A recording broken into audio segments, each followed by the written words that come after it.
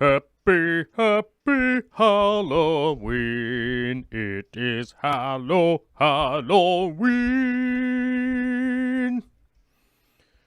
Happy, happy, happy, happy, happy, happy, happy, happy, happy, happy, happy, happy Halloween.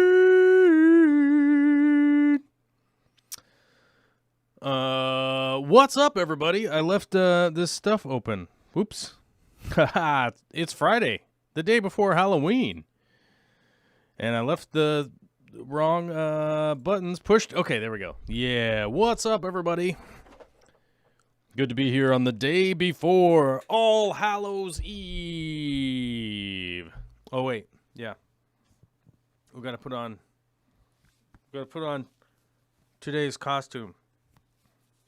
I have to do the show with my head covered. Welcome to the show, everybody. It's good to be here today on a Friday. I'm that guy with the fogged up glasses. Actually, that's just my muffler, you know what I mean? Yeah. I just realized I had it on and I looked funny in the camera. And, you know, sometimes you got to play jokes because it's Friday before Halloween, right? Big shout out to Lady Guinevere for becoming a member today before the show even started. Oh, my God. We got a new member today before the show started, which is kind of crazy because we actually have to go like this. 99 members. We had a bunch of people leave. So, Lady Guinevere puts us back to 100, which it felt like we were streamlining. We're streamlining the fans. We're streamlining the fans. We're streamlining the fans. But it's back. It's back to 100. Yeah. So thank you to all the 100 members who follow this channel. That means we still get to make YouTube videos, realistically. I wish there was a better way to put it, but that's really what it boils down to is like, do we get to make YouTube videos? Okay. I think most people realize that I do have to work in order to continue making YouTube videos. A shout out to the people that have had me been working the last couple months here in the pandemic, still having a job to be able to, you know, make videos and keep food on the table and all that kind of stuff. I'd like to express my gratitude. Thank you very much. Even though this week was a little bit difficult, a lot of difficult work this week. No worries. We're back to work in the fish room today. Minus this morning, because this morning was carrying around a bunch of heavy stuff, which is fine. Although I did, I pulled a muscle in my back earlier this week, like Tuesday morning, and it has been on fire ever since Tuesday. It's feeling a little bit better today, but man, I'm on bated breath of accidentally doing something and like throwing it out of whack again. So hopefully over the next couple days it'll get better. Throw a little ice on it again tonight, and maybe some Aleve or Tylenol or something. I don't know, some kind of anti-inflammatory. You know, a bunch of people are going to tell me about anti-inflammatories in the chat. I just know it. The super chat alert. I want to see if does this show up? Does this yellow text show up? On the show. That's the thing that I'm wondering. If this yellow text shows up. Yeah, it does. Look at that. It shows up in the preview. Like, what kind of stupid thing says that? In the, you know, like, why would you have... I wonder if I can just get rid of this. Well, no, that changes the size of it. Hold on. Let me see if I go like this. Is it automatically connected for Super Chat alerts? Okay, it's connected. Can I make this part go away? Maybe I can just make this part. Okay, let's do that. There, I'll just crop it out. All right, so if a Super Chat comes in, it's supposed to show up here. Like, I could seriously, like, check out the preview, right? Let me see. Oh, let's test it. Oh, it makes a noise. Oh my God, it made a noise. Did you guys hear the noise? I don't know. I heard the noise. I'm going to turn it down, though. Okay, that seems more reasonable amount of sound. All right. Let's see what happens.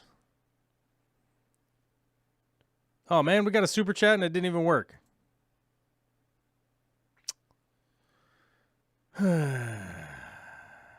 What is the point of...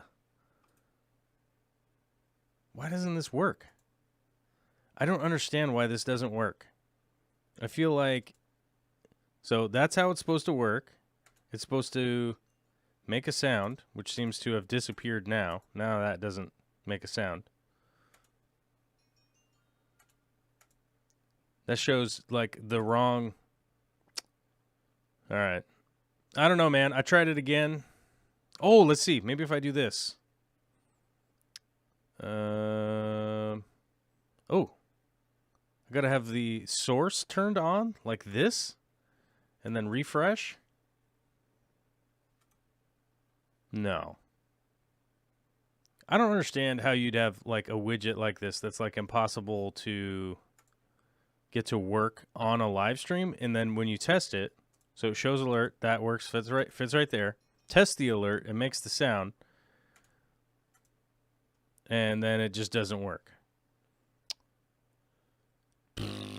Okay, well, I don't know. I guess I'll just leave it there, considering it doesn't work. I guess we'll just leave it on, right? Well, Pipex with the $1 super chat. Thank you, my guy. I don't know. I tried to make it work so it would show up. And, yeah, I don't know. It's just frustrating, and I have to, like, do it during the show to figure it out if it'll work or not. But welcome to my life, guys. Welcome to your life. Welcome to my life. 500 people watching live right now. Wow, that's a lot. We should hit the like button, I guess, and then apparently people will hit the like button. All right, this is the live show. You guys know that are watching that I do. It's my plan to have an interaction with you guys. That's what I'm all about around here. And so I'm gonna say what's up to everybody in the chat. We got a super chat and it still doesn't work. I don't know. This is pissing me off. I mean, really. I got to tell you guys, this is me pissed off. I don't know why this stupid thing doesn't work. I don't know why it would be in... Do I have to lock components? No, that's a button that... What does that do? I don't know. That's a button. Show alert. Keep source in memory. I don't know. Duration. Do I have to put in the duration? Do I have to change the duration for it to work? I don't know. Tinkle? That's the sound of that is tinkle. Add sound. Maybe I should just have it play like a really long song. Let's go sound effects and have it play.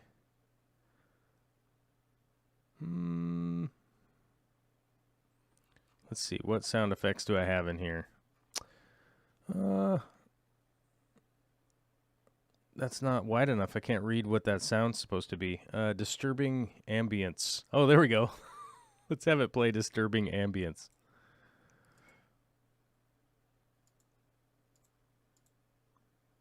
Oh, I don't know if it's playing the sound. Is it playing the sound?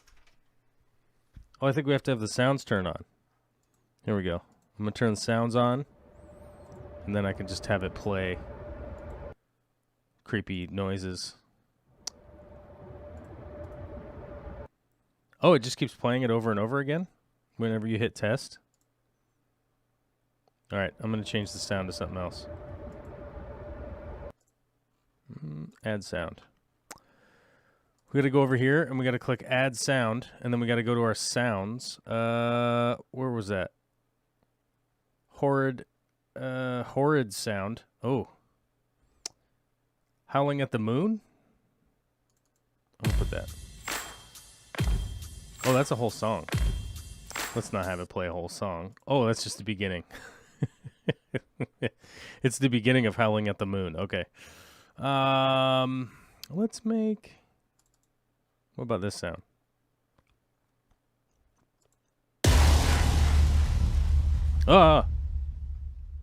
That's just a creepy sound.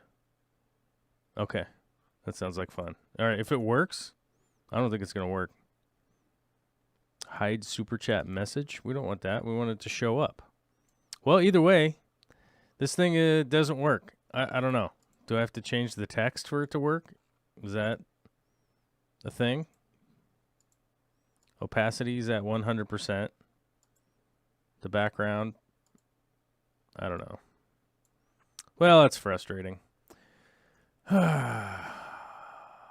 Anyhow, this is supposed to be a live show.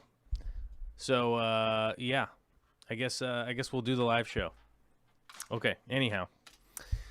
We've got a Happy Halloween, a $10 super chat from Big D Smoke. Thank you very much, my guy. And Tony Franzen with the Swedish kroner of 50 Swedish kroner super chat, lurking, eating dinner and jamming out to 90s hits with the MRS. I don't know what the MRS is. I don't know what that is.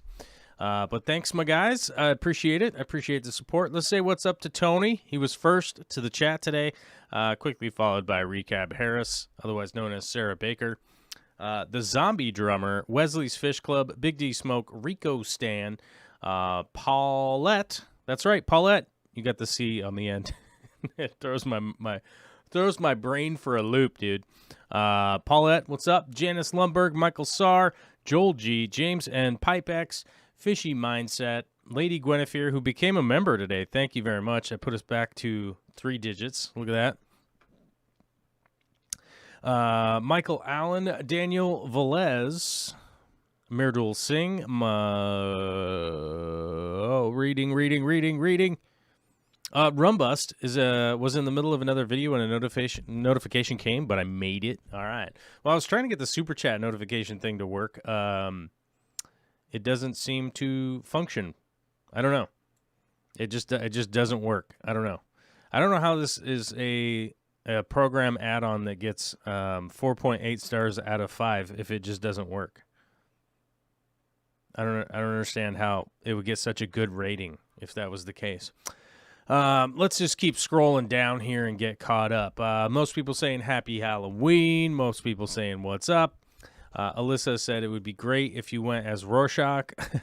I would likely go as Rorschach for Halloween. That would be a perfect. Actually, yeah, that would be a pretty good costume for me to do.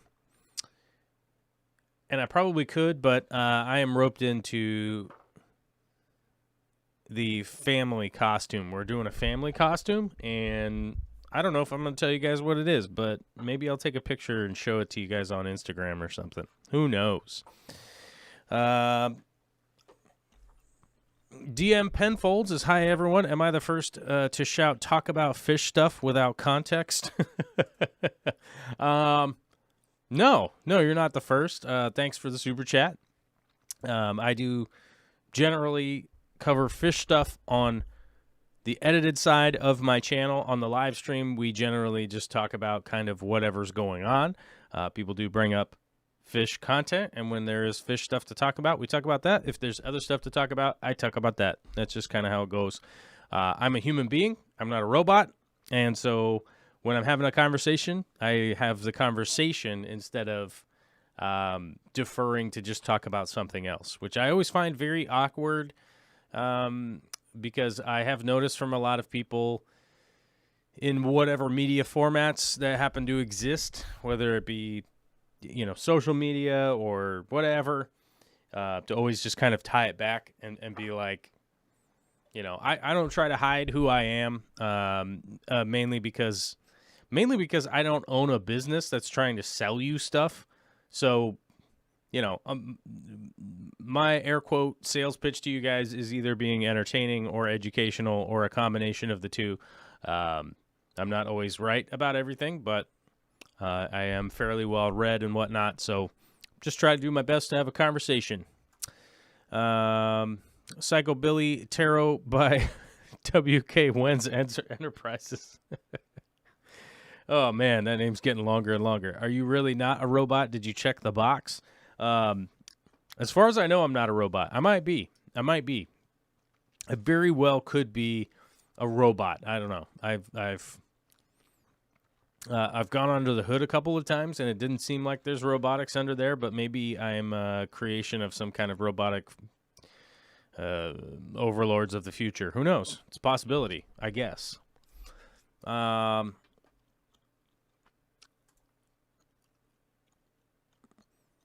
Ken McClellan says you're doing a great job. I just keep forgetting what I want to ask, which is, I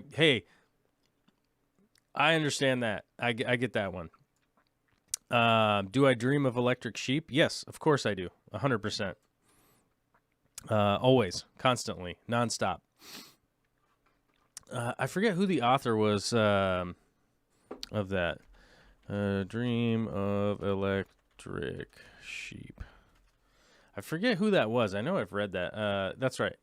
It's from Blade Runner. Yeah. Do androids dream of electric sheep? Yep. Occasionally, but no one's really here to test whether or not I'm an android. So, as long as we don't have Deckard here to test me, he's going to do the iris scan and ask me questions about things, whether or not I've seen a butterfly hatch from a cocoon from its chrysalis. John McKenzie says, I never figure out the traffic light boxes. Green means do stuff. Yellow means sort of do stuff. Red means do other things. That's as far as I know. Have I had to replace my batteries yet? Yes, I have 100% had to replace my batteries on a regular basis. I've shocked myself and constantly recharge myself on a regular basis, so I've got that going for me. Who's asking? Somebody was asking about EcoComplete, and I missed it. Michael Allen says, have you ever had any bad experience with EcoComplete? I wouldn't say that I've ever had bad experience with EcoComplete, but I've typically used EcoComplete as more of a filler substrate than anything else. EcoComplete seems to be the one substrate that ends up being on clearance in certain stores, whether it be online or in person.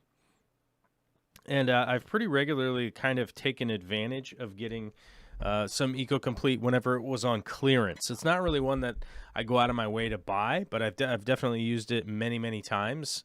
I think probably if you went back probably 10 years ago, I was probably a little more enthusiastic about EcoComplete, but it's relatively inert, and it's not 100% inert. I get it before everybody starts yelling at me or whatever. It's not 100% inert, but it's essentially inert, and I don't think spending top dollar on something like that is really it's not as useful of a function, in my opinion. You can easily just get some ground up vulcanized coarse, like it's coarse fine. I forget how they call it at the landscape yard. Landscape. So I want volcanic ground. Let's try to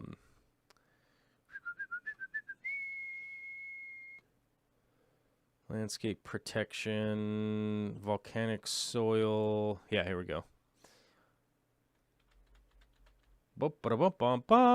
Okay, this is not a helpful link. That took me just to like some kind of weird write-up.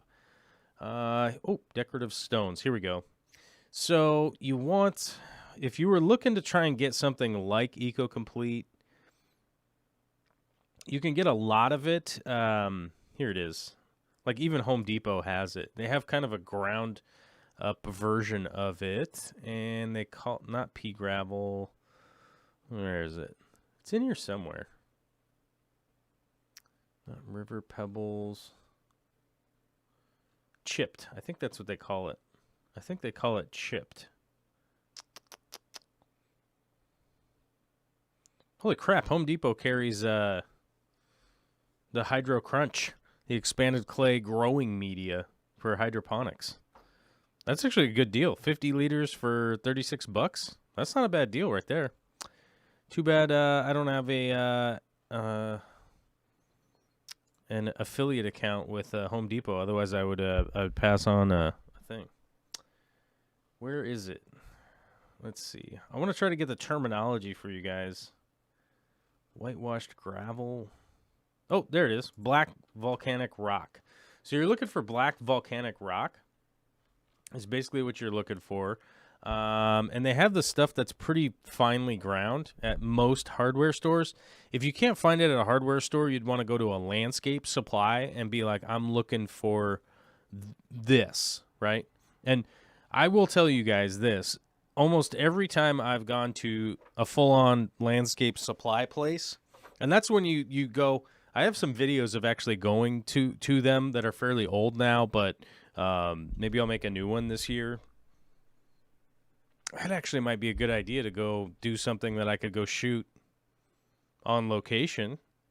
There's an idea. Let me write that. I'm going to write that idea down so I don't forget. I'm going to write it on this instruction sheet here. Do you think I read this tiny? No, I didn't. Okay. Rock yard video 2.0, 3.0. I think I've made 2 before, so we'll call it 3. So maybe I'll go out and shoot at a film a little bit at a rock yard here fairly soon. But one of the things that I've encountered over the years with many different rock yards that I've gone to, the fellas that work there, obviously you got to like throw on your muffler, you got to be like, hey, hello, sir or ma'am. This is not my mask I normally wear out, by the way. Hello, sir or ma'am. I would like to buy some of this rock from you. Do you have something like this? Normally, they would look at it and be like, I can see what this is. Okay, cool. You know what? I don't have any. Let me get it for you.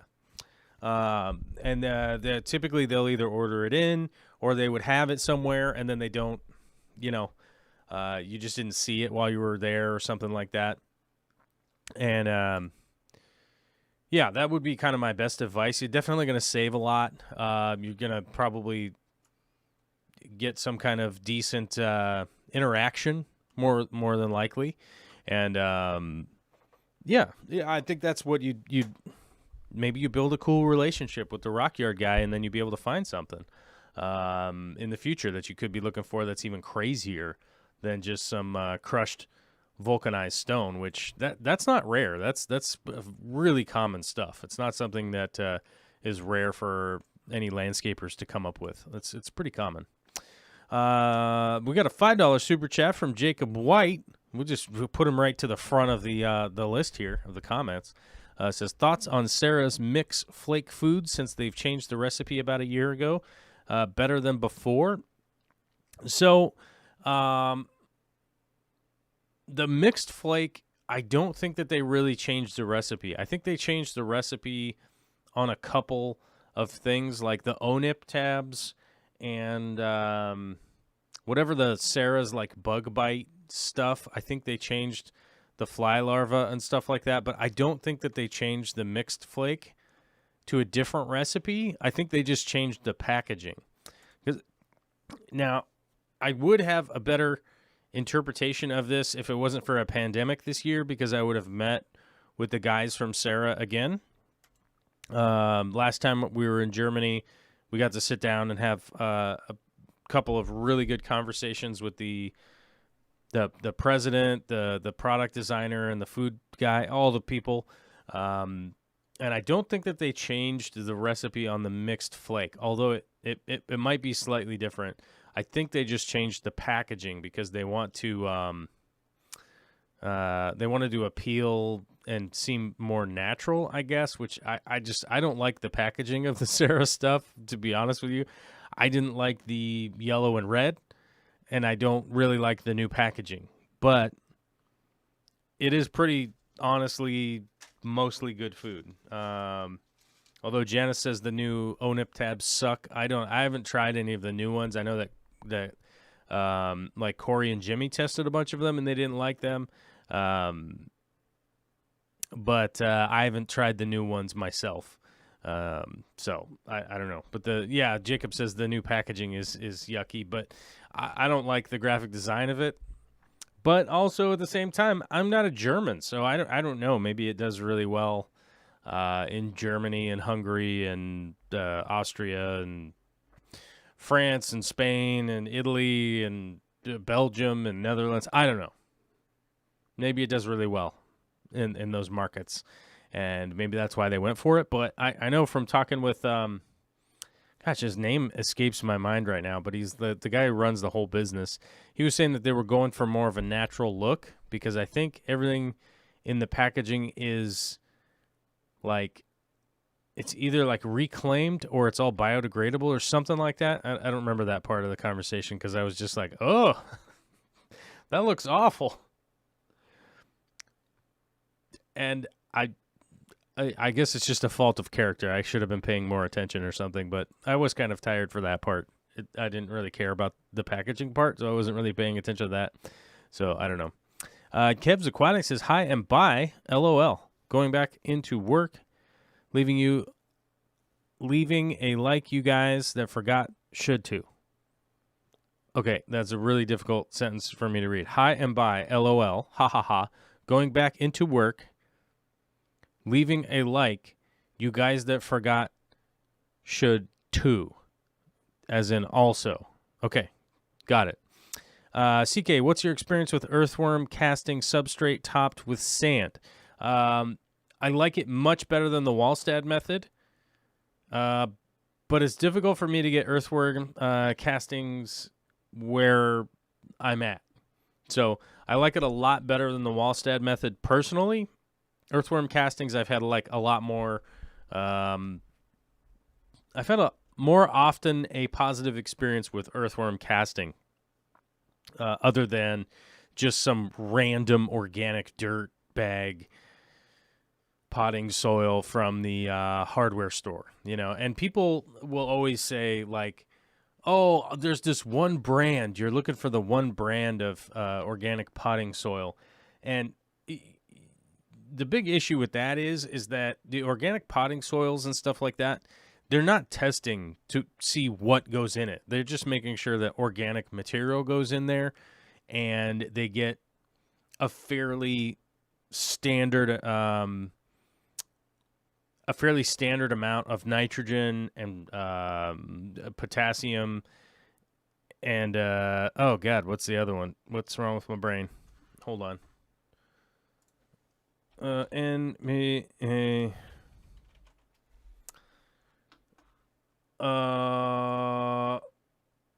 Gosh, what's wrong with my brain today?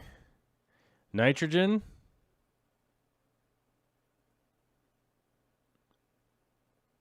What's that? Oh my God, what's wrong with my brain? Phosphorus and potassium. Jeez, God, I'm like, I know I was wrong, but hold on a second. Gosh, I've been doing so much construction lately, I'm forgetting my nitrogen, phosphorus, and potassium. Today I was sanding stuff earlier. That's what this is for. You got to go like this, and then you can sand. Although you can't see, but you don't get the dust inside your body. Which you don't want the dust inside your body. You don't want it. You don't want the dust inside your crust. You know? But that's basically what they're looking for is their nitrogen, phosphorus, and potassium, right? Is basically what they're looking for when they're analyzing that potting soil. That's it. They don't care what else is in there, realistically. So you won't really know if you've got banana peels broke down. You won't know if you've got, is it grapes? Is it eggshell? Is it, you just really don't know what it is you're going to end up with when it comes to buying some organic potting soil. And rarely will you get a whole lot of negative in your garden. You would almost never notice what the hell was going on in your garden because your tomatoes will grow, your squash will grow, although you will randomly get fungus and mold and one other thing that escapes my head right now, mosses and things like that. So those are generally like the three things that will kind of show up in your garden as negatives from what went into the compost. But that stuff doesn't matter to the average person that has a garden, right? If your petunias, right, your petunias or begonias, you know, you got your petunias and your begonias, and there's a couple mushrooms growing next to them, that doesn't matter. But when you take into account those elements that could have been put into that compost to make that potting soil are going to be floating around in the water column that's going to be breathed, that your fish are going to breathe in. Let me stop that sentence and start it over. That your fish are going to breathe it, inhale it into their bodies. They're going to get dust into their crust, you know? And if they end up getting sick because the soil that you used in there possibly had rutabagas in it or something, you're probably not going to be able to diagnose that as an average person, right? As an average person, you're not going to really know, oh, there was too much, there was too much banana peel in the compost that broke down. That was the soil that I used to set up my tank with as a Wallstad method tank, right? So that's why I'm like, let's try to use something a little safer. Let's try to go a different route. The earthworm casings are a lot better in my opinion because they're just further broken down. So I think it's a better advice to go that route, but I think the best advice is just to get a good aqua soil, you know. Janice Lundberg says, hit the like, peoples. Come on, peoples. How many likes do we have to have before we feel like we're victorious over the like button? I don't know. I watched something the other day that had 2.2 million likes, and I feel like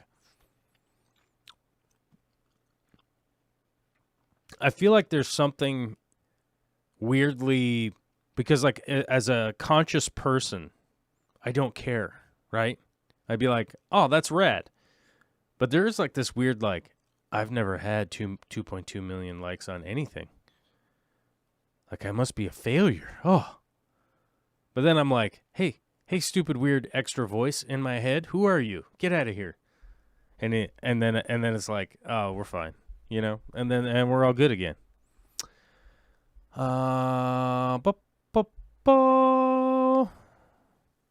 Dave's Aquarium says, hey, Oceaneers, sorry I'm late, but I had to reset the router a few times.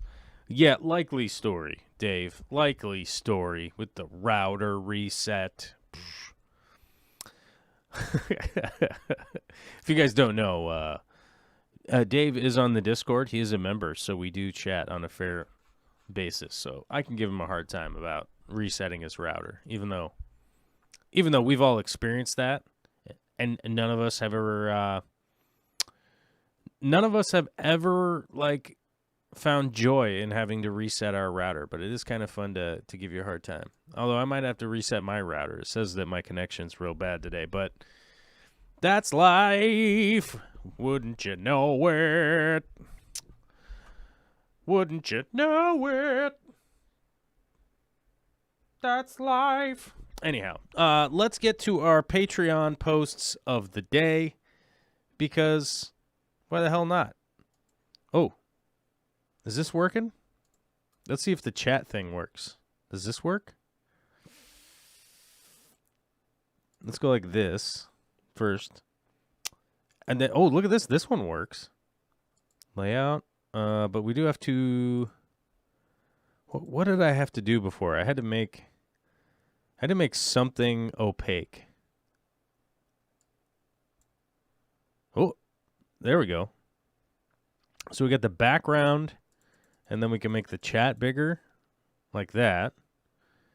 Then we can let's change the viewers' names to Botan International Wingdings. No, No, that's not good. We don't like that. Oh, that's awful. Dayton? Nope.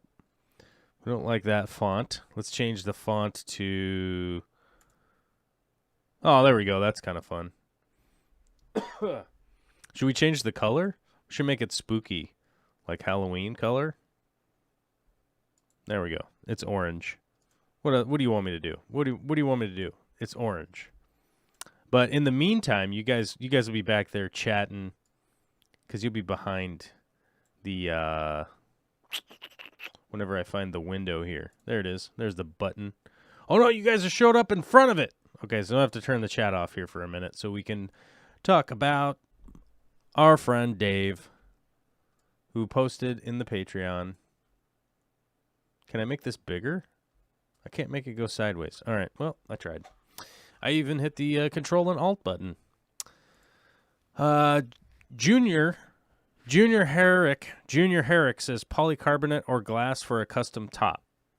I prefer glass myself, but that can be just a crazy pain in the butt for people to get cut to the right size and polish the edges. So I would say polycarbonate is probably a better bet for the average person to cut it to whatever size you want and sand the edges and put like a finger loop in it and all that kind of stuff. It'd be a lot easier to do that with polycarb. Though polycarb will eventually bow in. It's going to bow downward. So if I were you and you were going to be putting a polycarb top on your aquarium, because it will bow, it'll eventually droop. What you'd want to do is cut it so it's exactly the same if you turn it upside down or not, and occasionally flip it over so that the bow goes up and then it'll droop down eventually. Dave's Aquarium sends in a sailfin bristlenose male out for a snack. And I got to tell you, I've been having a great time. I've been having a great time recently with my Plecostomus, my bristlenose Plecostomuses. Plecostumi. The bristlenose I have are just doing so well, and recently I've realized why I've had the bristlenose for so long, because they're just an entertaining and weird fish. They're just so uniquely their own, right? And they're very entertaining and very easy to take care of. And if you actually give them some pleco caves like this is literally just a piece of PVC. You don't even have to go crazy with your little pleco caves. You can just get some chunks of PVC like this, scuff up the inside with a little bit of sand pooper. Sand pooper. And they'll go in there and they'll lay some eggs and fan them, and then you'll have more. You'll have babies. Which reminds me, I got to install the pleco caves in my 240. Gosh, if you guys see a video coming out on that fairly soon, we'll have to thank Dave for that, because I did shoot all of the primary parts, and I got the 240, all the extra plants are ripped out of it, and I just got to move the rocks and stick them in there. So maybe I'll do that this afternoon and see if I can't get it out for tomorrow. I doubt it. I really doubt it. Oh, crap. I do have to do the Halloween preparation. Because of social distancing, I have to make a big giant PVC pipe that looks like a monster's tongue that's coming out of the front of our house, which I likely will not be posting any pictures of that because anonymity's sake, I guess. I just don't want to post pictures of the front of our house to the internet. It's not that I don't trust you guys. It's that I don't trust you guys. I don't need no creeps showing up at my house, dude.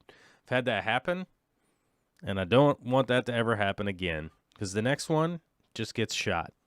That's how it's going to go. Anyhow, so got a good shot of one of the male angels fully colored up. This is another week where I expect all three pairs to breed. Sorry for the distortion. Wide-angle iPhone shots against the glass do that. You know what? I wasn't really noticing the distortion until you pointed it out, because this is a straight pipe right here, right? And it's got some wicked banana going on to it. You know what I'm saying? That's good times. That's good times right there. Look at that. John McKenzie says, I'm running out of time. I don't know. I don't think I'm running out of time. I think I'll be fine. All I have to do is make it look like a monster tongue, which it already pretty much does. And then I have to install it out front so that we can shoot candy down and it'll come out the end of the pipe, which a pipe pretty much already just does that. You know what I mean? Yeah, and I got to just use some 4-inch straps and strap it to a thing so that it doesn't fall over. So pretty easy. Ish.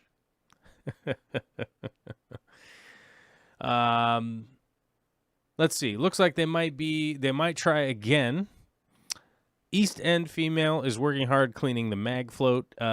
This time I might be able to grab it in time. Last time I missed it as the bristlenose mowed up the eggs in less than an hour.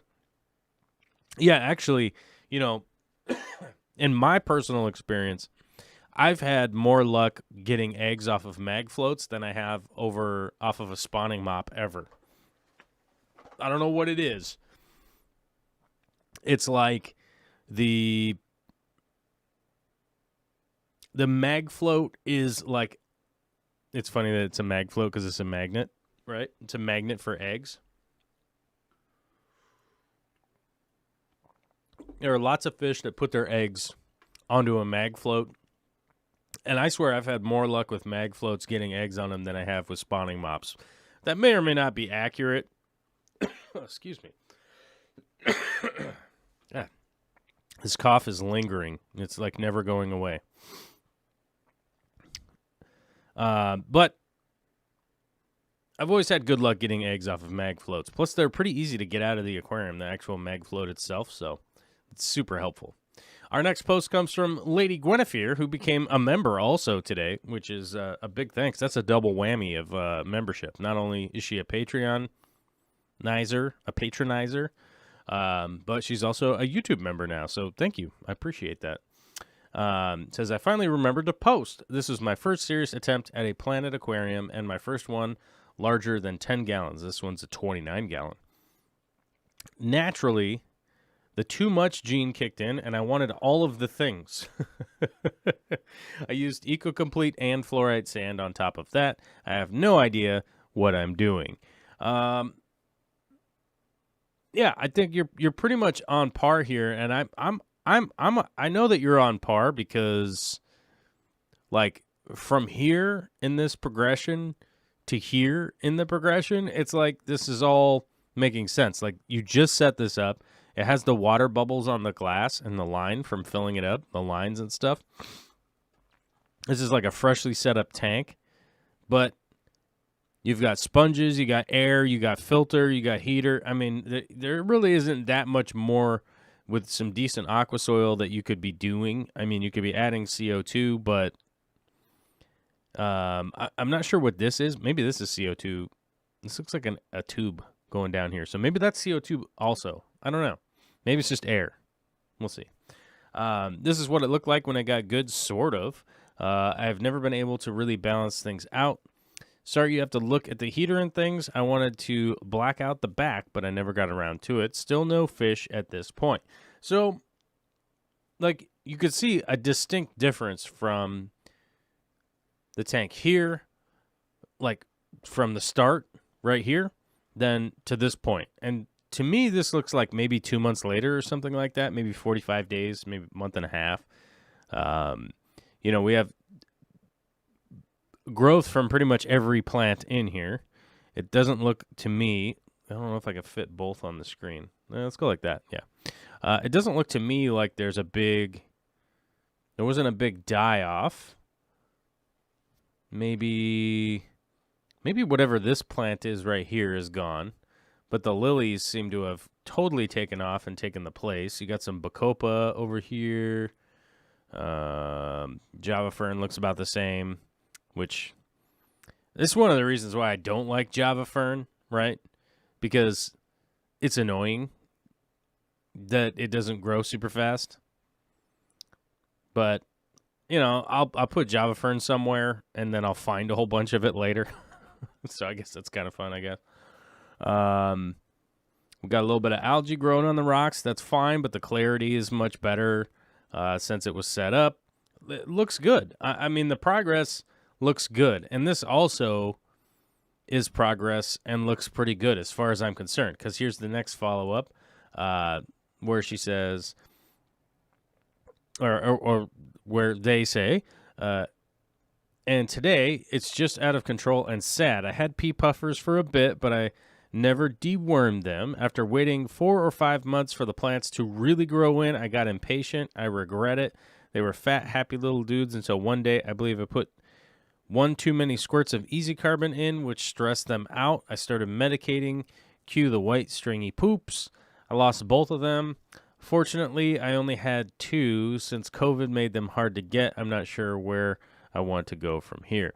So, in reality sense, you're doing fine. This Bacopa needs to be trimmed and replanted. This Amania back here needs to be trimmed and replanted. That's what I would do with this tank. I really don't think that you made a mistake from adding a little bit of easy carbon into the tank. Pea puffers don't live forever, okay? If you get pea puffers, I would deworm them.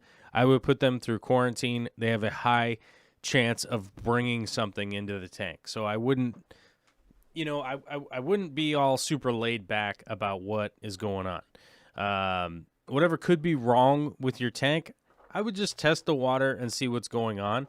Chances are the pea puffers probably weren't super stressed out from easy carbon. It is probably not something that you could lay the blame on yourself. Realistically, I think it really just boils down to just kind of bad luck and weird timing, and nothing really more than that. Hold on.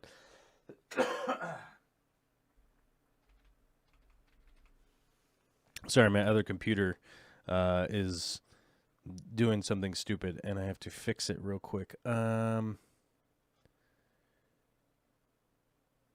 What? No.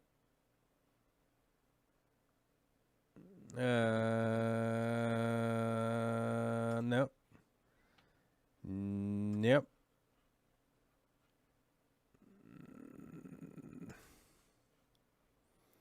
All right, sorry. It's like let Microsoft use your no. All right, there.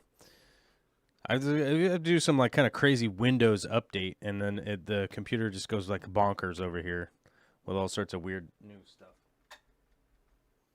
All right. Sorry about that. The other computer was going crazy over there. It freaked me out. So I wouldn't be that worried about these pea puffers here. I don't think that it was your fault. I don't think it was really any fault of your own. But my advice to most people would be that if you are going to get pea puffers, the best thing that you can do is quarantine them for quite a bit, likely deworm them, defungus, all that kind of stuff before you go adding them into any tank like that. It's a hard route for them to get to your house, okay? To get to the store, to get caught, to get netted, to get bagged, to be shipped, to do all that kind of stuff. They're just not the most resilient fish in the world, and they really aren't necessarily going to just like last forever. So they're not really a fish that I would be having the expectation of an extremely long life. And I wouldn't be super concerned that you did anything wrong. As far as this aquarium personally, though, I would go for probably 20 or 30 fish that are little schooling fish. I would get like some rasboras, maybe some little tetras or something like that, and likely some kind of little shrimp. That's what I would add to the tank. Probably just like some cherry shrimp or something like that. That's what I would personally put in it, and it might be a little bit of a better setup. as the average person to deal with. Now, you do have a little bit of algae and trimming and replanting and stuff to do. That's basically what you got in your hands here. Although, remember to go ahead and do your water tests to find out if you have anything. If you find out if you have anything like, water quality issues going on and stuff like that, and make sure that might be an issue that you have going on. But I really don't think this is like fish keeper error. I don't think this was your fault at all. I think it was just kind of bad timing. They probably just died,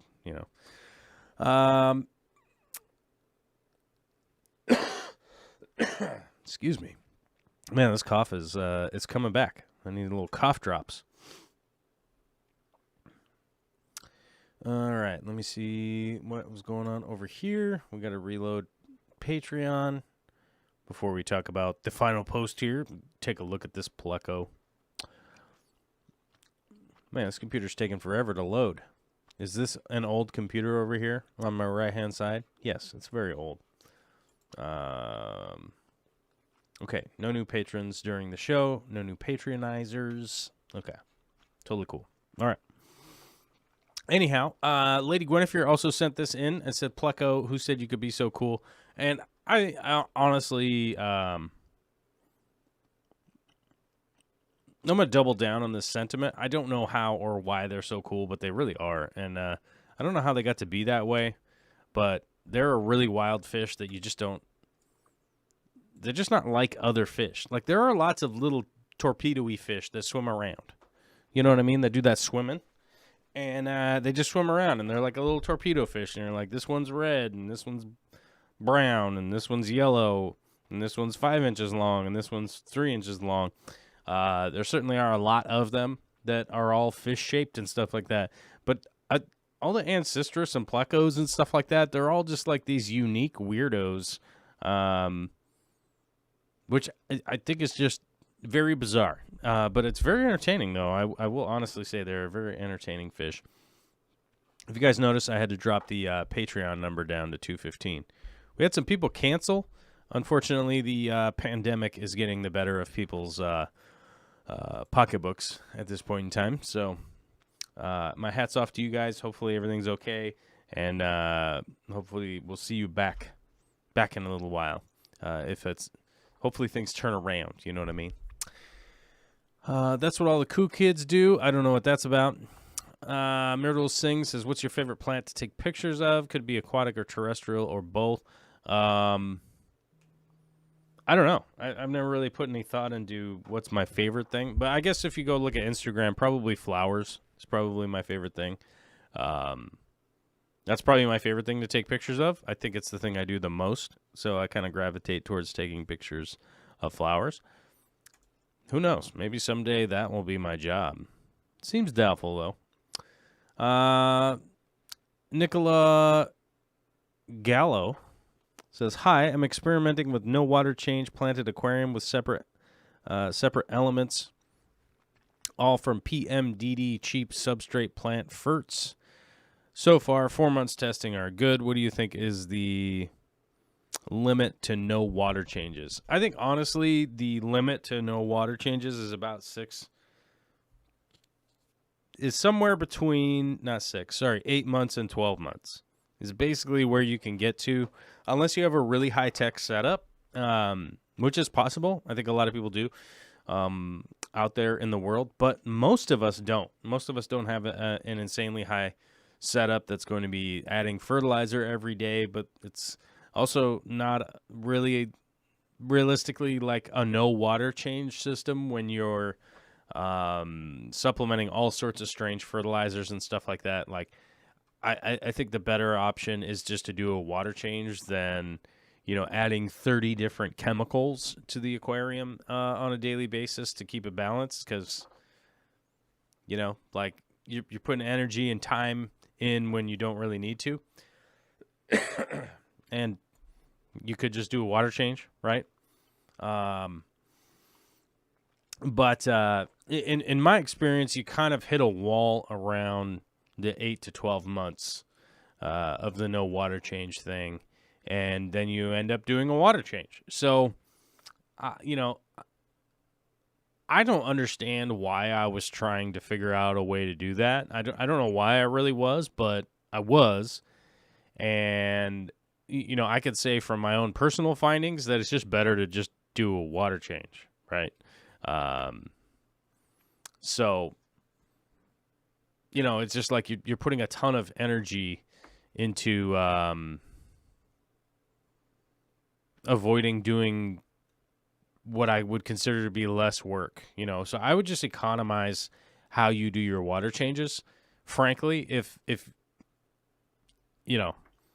just seems like a better place to put your work and your energy into, considering how much like time and energy has to go into just getting all those chemicals together, right? That I would just do the water change. I do test my water when they do ammonia, nitrite, KH, GH, pH. Nothing ever looks out of whack.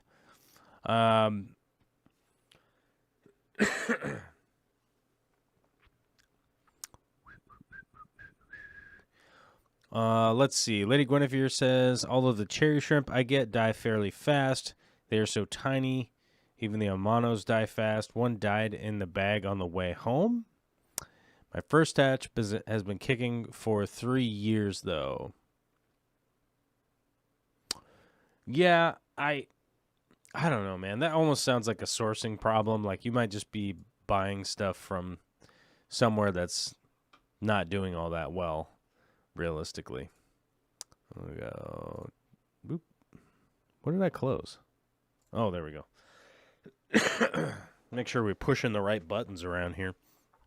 But either way, I think that the thing that I would do if I was in that situation, if I had like shrimp dying and stuff like that, the first step would be testing your source water. So test the tap water that you're using and find out what it's adding to the tank.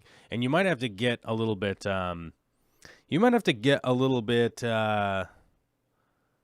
feisty with what you're testing for to find out like what your water levels are at. I do get we get the water report from my local water company twice a year. Once every 6 months, they send us the actual spectral analysis of the water, which isn't perfect and is obviously going to change throughout the year. But it does give us a good representation of what's up with our water. But I think if you're testing ammonia, nitrite, pH and KH and GH and stuff like that, you're probably on the right track to find out what exactly could be going on with like what could be going on with your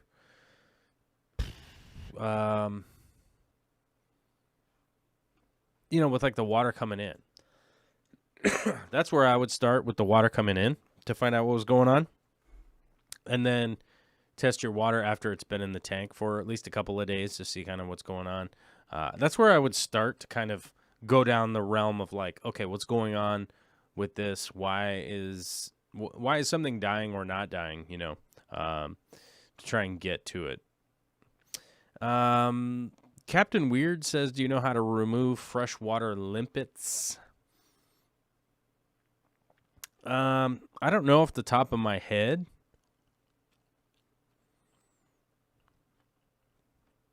But if you want to get rid of them, you're probably going to have to set manual traps. That would be my guess, which you're just going to have to get little containers, drill holes in them, put food in there, catch them in the traps, get them out of there.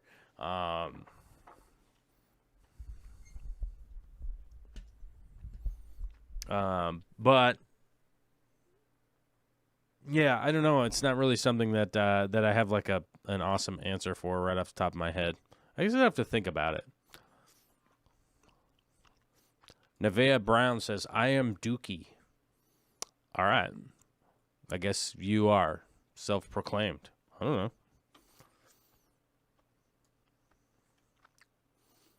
Let's see. What's our viewership at? Oh my God, 700,000. Oh my God, so many people watching. I'm embarrassed. Oh. But only for 55 likes. That's not enough likes, I think. If you like literally ask people for likes, I don't know. But anyhow, those were our Patreon posts of the day, of the week, of the year, of the month before Halloween. Those were our posts for this week. I don't know if I really helped anybody out, but I thought that they were interesting. If you guys want to help sponsor the channel, you can head over to Patreon and you could be like, oh, I want to donate $900 a month. That'd be cool. Everybody's cool with that. If you don't, then you don't have to. Or you could hit the blue button down there and become a YouTube member. So there's that too. Derek Runyon says, I haven't done a water change since February. Just top off. Yeah, it's definitely doable. You know. But no. I have an auto that Myrtle sings as I have an auto that has a taste for my flesh. Every time I go to work in my tank, it tries to eat me. Makes trimming really hard since I have to make sure it isn't in the way of my scissors. That's weird. That's pretty weird.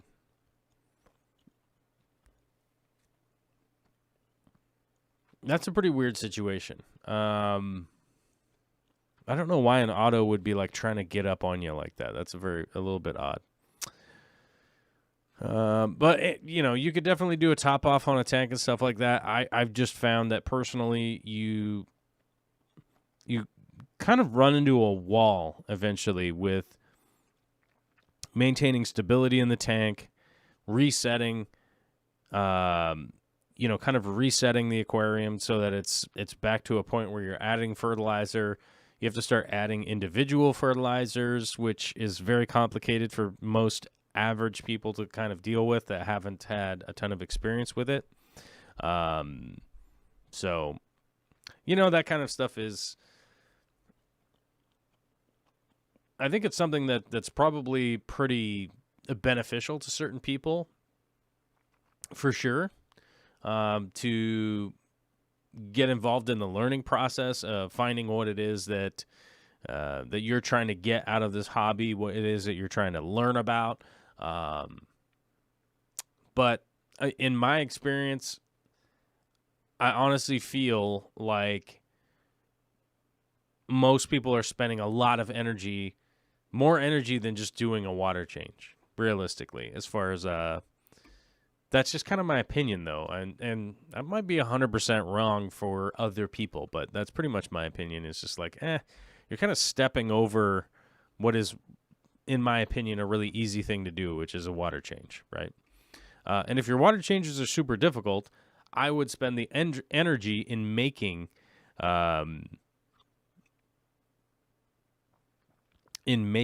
your water changes easier to do, realistically.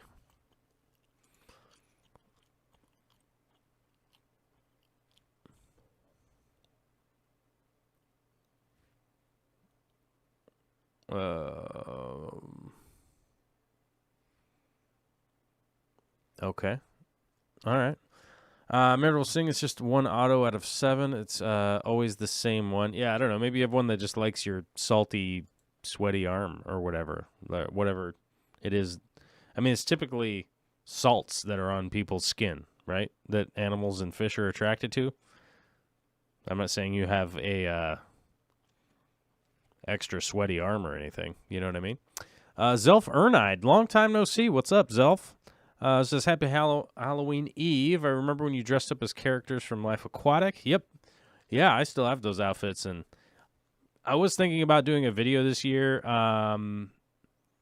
that was much better of the Life Aquatic. But then I thought, what's the point? I don't know. That movie already exists. And I'll be honest with you guys when I say, what's the point? I don't know. I feel like putting a ton of effort in making a short parody of somebody else's stuff, right? It's sort of like, I don't know, it doesn't really seem like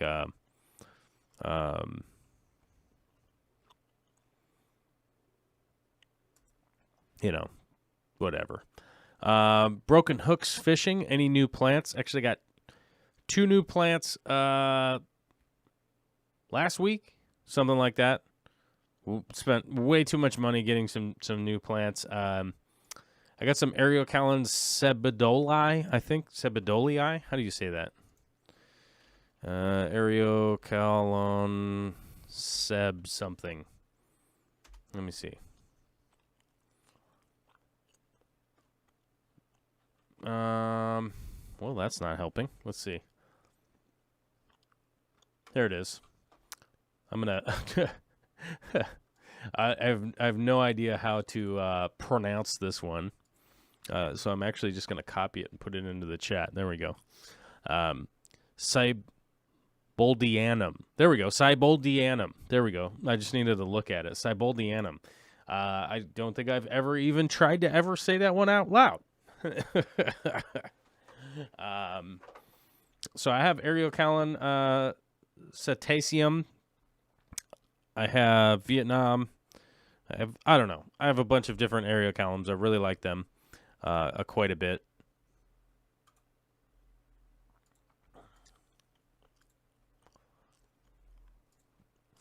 I like them quite a bit, but they are pretty expensive right now, you know? Why is it you're spamming the chat? Stop spamming the chat.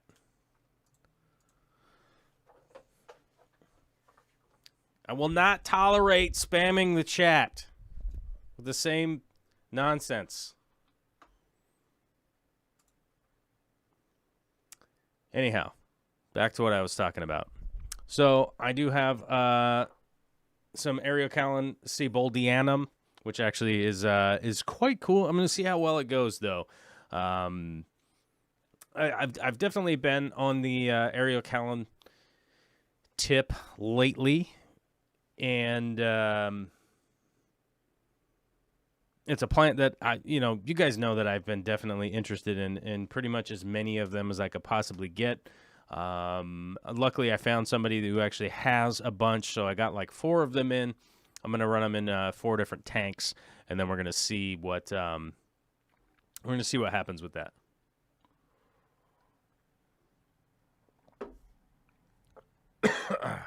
Then, of course, I'll likely make a video about them and let you know how those go.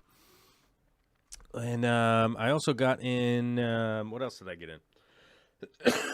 Excuse me. I just keep like coughing and coughing and coughing, like off and on. It's not consistent. Okay,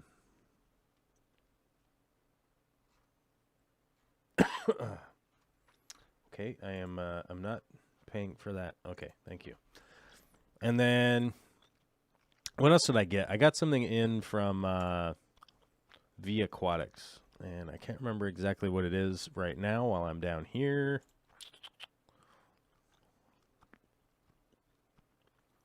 Oh yeah, I got some Eriocallan quingulare, which is the red one. If you guys have ever seen quingulare, it's the red one.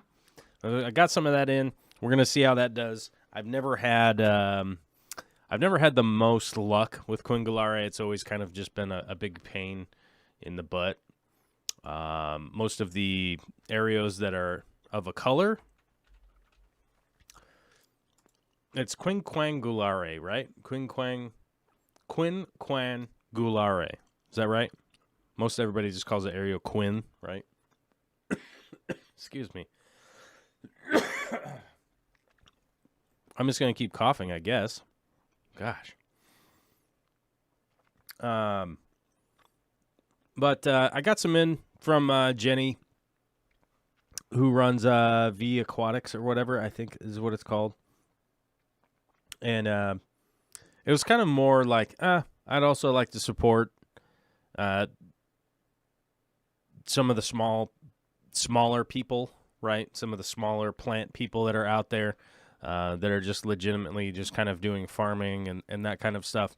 So I was like, it's a good opportunity to mess with a plant that I'll try again. We'll see how it goes, and try to do my best with that. Hold on, I'm going to mute myself.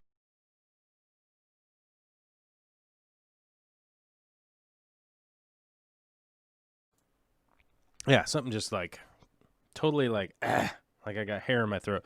I've been doing a bunch of electrical work lately and crawling around in attics and insulation and all that, and that has definitely sparked some coughing, hacky stuff, which is from the cold I had. I don't know if you guys know, but I had a raging bad cold. I had to get tested for coronavirus again. And was negative, so that's all good. But yeah, it's just been lingering. Something strong.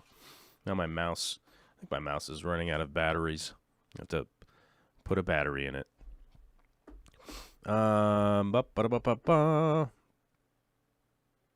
Wesley's Fish Club says, what plant is on your wish list to own? I mean, I guess I have like a wish list, but it's more just like what's available list kind of deal. I am like a member of a bunch of like Facebook clubs and groups and stuff, but the reality is like I've owned like a lot of the aquarium plants that really exist. It's so like all right, I don't know who the hell this person is. Like, just get out of here.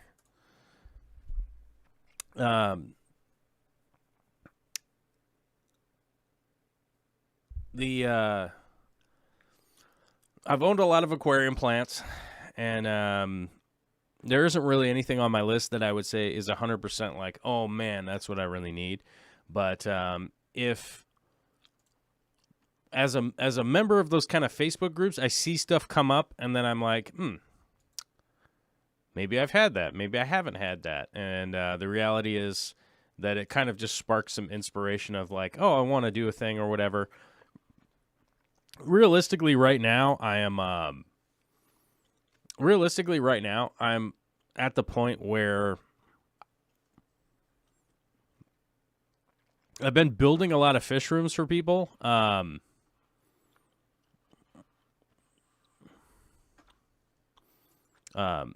I've been building a lot of fish rooms and a lot of stuff for other people, and I'm kind of got me in the thought process of like, maybe I should be building a fish room for myself someday. So let me figure out how to get that going.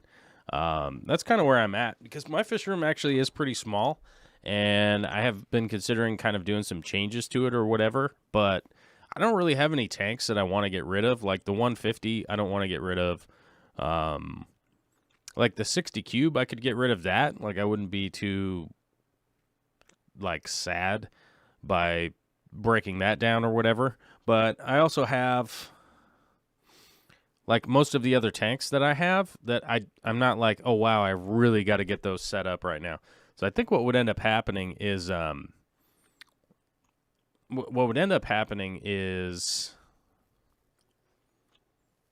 I'd likely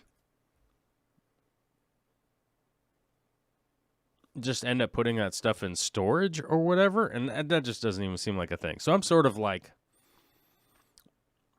all right, I'm just going to keep messing with the tanks that I have and the plants that I have. I just have quite a bit right now, so. Myrtle Singh says, definitely do not get rid of the 240.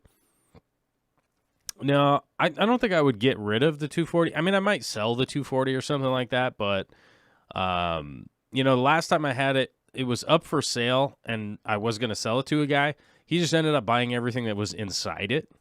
So I think reality is, if I was to sell, air quote, sell the 240, I would probably just do the sell all of the stuff that's in it again thing. That's probably what I would do, and then just clean it out and be ready to rebuff it and set it up somewhere else. I don't think that I would sell it. I don't think that there's a big motivation for me to sell it when I could just put it I could just wrap it up and store it somewhere. Like, I have like a storage loft in my shop, so I could probably just put it up there, and it wouldn't even I wouldn't even know that I had it until it was like, oh yeah, I need that 240 for a project. So yeah. Grant Walter says low pH is really helpful in the aerocalins. Yeah, I mean, I do maintain pretty low pH in my tanks, but some of them want just rock bottom low pH coming out of Australia, streams in northern Australia, where the pH is just not buffered, just nothing going on there. It's just like hammered low, and even for somebody like me, I can't even run my tanks that low because I would have to like leave the CO2 on 24 hours a day again, and I used to do that, but yeah, I don't know.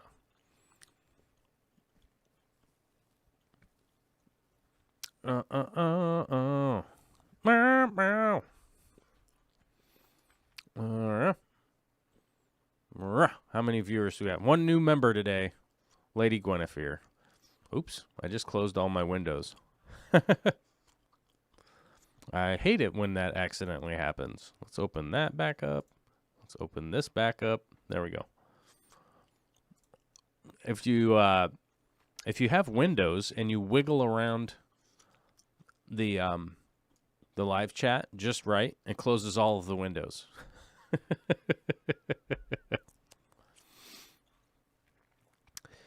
Fishy Mindset says, I think a female beta of mine is egg-bound. If I let her breed with a male, will it help her? Yeah, generally. Yeah, generally speaking. Well, either motivate her to breed with the male or at least just release the eggs. I can't think of any other advice on a fish that's egg-bound. Yeah, other than that would probably be the best advice I could give. CO2 on 24/7. How did that work out? Works out fine. It's really... CO2 is not as dramatic as people like to make it on the internet. Most stories that you hear on the internet are like when people talk about the postal system. Like, every once in a while, once in a blue moon, a box gets squished or squashed or something like that and delivered to somebody's house, right? But that's like all you ever see online is all of the boxes are all squished. It's just a ruin. The whole life is ruined by every box that you try to ship somewhere just gets run over by a truck. And the next thing you know, that's just everyone's interpretation of how the mail service works. Same thing with CO2. Like people don't go out of their way to make a post about how they added CO2 to their aquarium, and things just generally improved over time. Like people aren't gonna like go way out of their way to be like, yeah, generally speaking, over a period of time, my plants started growing much healthier and nicer than they did before. No, it's normally like, oh, my regulator and all my fish died. Ah! And somebody's just screaming into the internet, Oh, I'm coughing again. It's back. Oh. Ooh, this coffee is not hot. This coffee got cold. Whoa.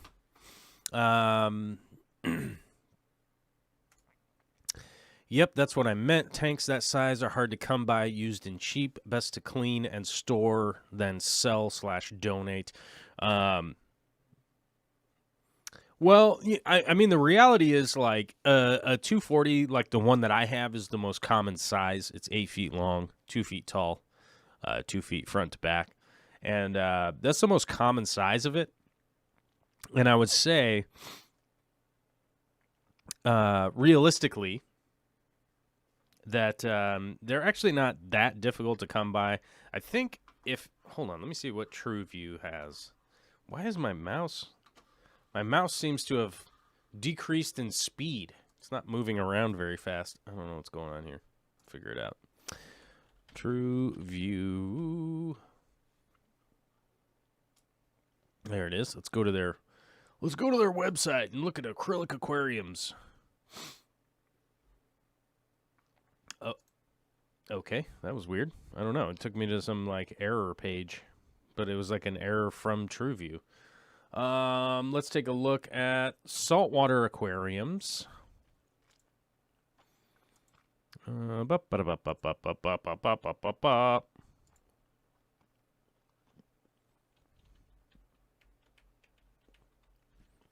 Sometimes you got to dance around when you're just looking for stuff on the internet.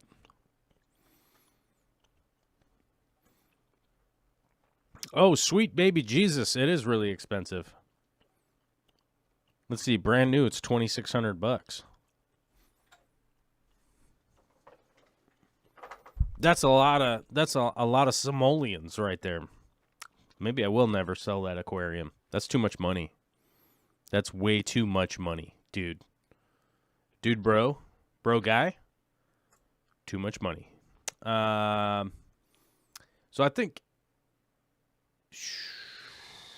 what's a good deal in the large aquarium here? Looks like their 150 is probably the best TrueView at like $13.29. That seems to kind of be the best large volume aquarium on there. Although it's weird dimensions. Nope. That's the same as mine. 60 by 24 by 24. Yeah. So I guess, yeah, it is like $1,400 which I was thinking maybe that much for a 240. You live, you learn, right? You look around on the internet and you see some prices. I know, I get on here and I start talking, and then now I'm coughing a lot. But I figured out where my cough button is. I have to use the mouse, though, to click it, which is sad. It's just a sad state of affairs where you have to click buttons for mute. Glad to help. People are less likely to write a review for a good experience. They're way more likely to review if they had a bad experience with a product. Yes, it's like 2 to 9 is the numbers. So, on average, from bad experiences, 9 people is how many people will be told by the person that had a bad experience, right? 2 people is the number of people that will be told via a good experience, right? So, let me explain that a little bit. If you went to, for instance, a fish store and you had a good experience there, you will, on average, tell 2 people of the good experience that you had. If you went to a fish store and had a horrible experience, on average, you will tell 9 people about that terrible experience that you had. This was a study that was done. I don't know if I could even find that study. I don't even know where I would start to find that study. Let's see. I don't know. I'll have to look it up off stream because it would just take way too long to try and find. You guys would just be like looking at me typing and going, And, but that was accumulated data from a study from like 2008 that we were using the data from that in regards to all of the restaurants that I was running at the time to sort of like, characterize what it was to build a new restaurant for our new wait staff in one of our locations. So that's basically what we were working on at the time. Is one of the things that we were trying to relate to our new wait staff to inspire them so that they would understand that we're trying to grow a new business, and if we're going to grow this new business, it's going to be much more difficult to grow it from giving out good experiences to people, as far as it would be much easier for it to fail from bad experiences. Does that make sense? I think. Nevea Brown says, what's the best tank? The best tank is the one that you have. It just really depends on what you're putting in there, what you're putting in the aquarium. What do you, it's like, what's the best tank for breeding bristlenose? Like a 40-gallon breeder. a pair of bristlenose in there with a bunch of caves, they'll eventually breed. So it really just boils down to like what it is that you're trying to do. If you're trying to keep jellyfish, you need a big sphere tank. That's the best one. So it really just depends on what it is that you got to go. You know, whatever habitat it is that you're building is going to be the best tank for situationally. Rumbus says, I've heard way worse ratio for good-bad telling about experiences from a way older study. Like 1 to 30? It's probably possible in some older studies that you might be able to come up with that number, but I think it's weird that anybody would be able to even track like a person-to-person conversation to get to like that they really went out of their way to tell 30 people. That seems like a lot, even if we're talking 20, 30, 40 years ago. I don't even know that anybody was coming in contact with 30 other people very often. You know, like maybe if you worked in a machine shop or something with 30 other people, it would be odd that you would tell all of them about your bad experience, right? I don't know. Are people that social? Maybe. I don't know.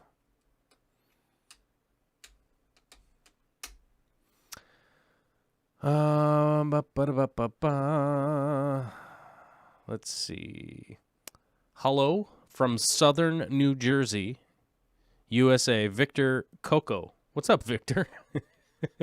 From Southern New Jersey. Southern New Jersey. You got to be specific. You got to be very specific. Uh-oh, what's that little avatar picture? I'm going to save image. Let's see what we got here. Then we can open it. Open. Let's zoom in. Enhance. Hit the enhance button. Enhance. Okay, it's a Phillies hat and a lobster mug. Good. Have you met our Lord Lorb?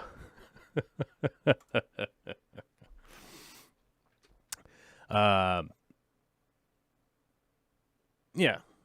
Did you hear Foo the Flowerhorn's account got blocked? No, I didn't hear that. I don't know who Foo the Flowerhorn is. I think somebody figured out. I thought Foo the Flowerhorn was, like, to be honest with you guys, like, I thought Foo the Flowerhorn was, like, some, like, Asian guy or something like that. But then it turns out it was, like, some white guy who played guitar. I don't know. It was very weird. But I don't know Foo the Flowerhorn, and I don't know why their account got blocked, but that sucks. I mean, sucks that anybody's account would get blocked ever.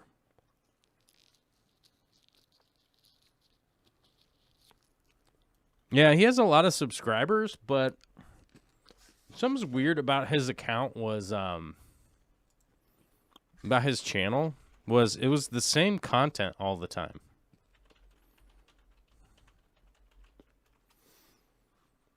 Let's see.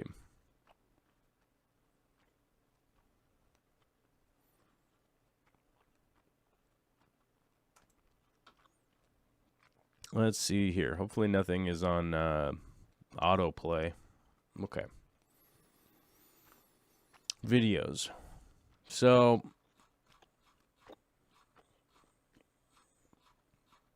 yeah, I think the guy has 1, 2,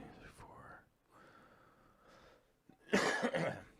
Something like 50 videos, 80 videos, maybe 100 videos. Let's see. And 1.5 million subscribers. And so he started making these videos where he dropped stuff into his fish tank. And where's the one? There's a video that, like, right where it took off. Yeah, the baby flowerhorn videos. That's where they started to take off. Anyhow, it just seems to me that, like, a lot of his content is exactly the same content. Like, a lot of the footage was the same. But I don't know. I mean, I guess people like it. So, but why he got blocked or banned or whatever, I don't know. I wouldn't know. I'm not privy to any of that information. Zelf Ernide says, well, updated content on the same tanks. Yeah, I mean, to me, it always just seemed like really, really one-dimensional. So, yeah, I don't know. He made a community post about it 6 hours ago. I don't know. Let's see. Well, I have to go back.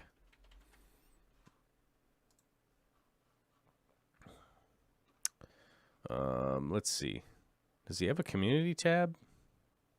I bet he does. Let's see. What? Oh, there it is. It was the top one that I clicked on. Let's see what his community tab says. Let's take a look. Take a look. It's in a book. Reading Rainbow. Okay, so Fu the Flowerhorn says, hold on, I'll screenshot this so that in case I say something that is not actually quoting, you guys can verify. So he says, I moved and YouTube blocked my account and shadow banned me. So I'm locked out from YouTube. I can't upload new videos. I spent over 5 hours on this issue. I've talked to live support 2 times. I've emailed YouTube even though there is no more creator support email link. I had to say I was hijacked. Oop, this is actually bigger than I thought it was. Oh, I have to fix this. Let's remove that. Add source.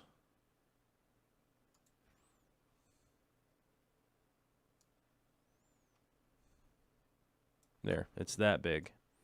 This is a big post. Let's jam it up in the corner up there. The email I received said they shadow banned my channel, that's not true. To prevent any further potential harm to your account channel while we work, we've taken the following actions. We've hidden your latest videos and live streams in search and discovery. We do this just in case these uploads are the result of unauthorized access. My channel's thumbnail is also grayed out, which it does not seem to be the case. I can't deal with this right now. I've got a million things to do because I've moved and I need to set up the house and all the aquariums. Edit. I just realized that because I contacted the hijack team, they temporarily blocked my account and shadow banned me. I hate YouTube, OMG. Edit 2. It was one of the live support team who've suggested me to use the hijack link to contact someone because of all the other subjects, like verified, did not have a link to email, only to community posts. Okay, dudes, I don't know what to tell you about this, but this seems really weird. This seems really weird. I don't know. My initial impression is this is really weird. Because first and foremost, like, you wouldn't be able to do a community post if you were locked out of your account. So you can't get to the community tab unless you have access to your account. You can't just be posting stuff up on your community tab like anonymously, but it be your account. So first off, that's weird. He posted a video a week ago, and he normally posts a video, from what it looks like, once a month, twice a month. So once every 2 weeks he posts a video. Yeah, once every 2-ish weeks. So I don't know. From what it sounds like is he moved, but why they would shadow ban his account, like, I don't know, dudes. I mean, let's be real here. Like, if you're, I wonder what his social blade. Let's see. Fu the Flower Horn social Blade. Let's take a look at this.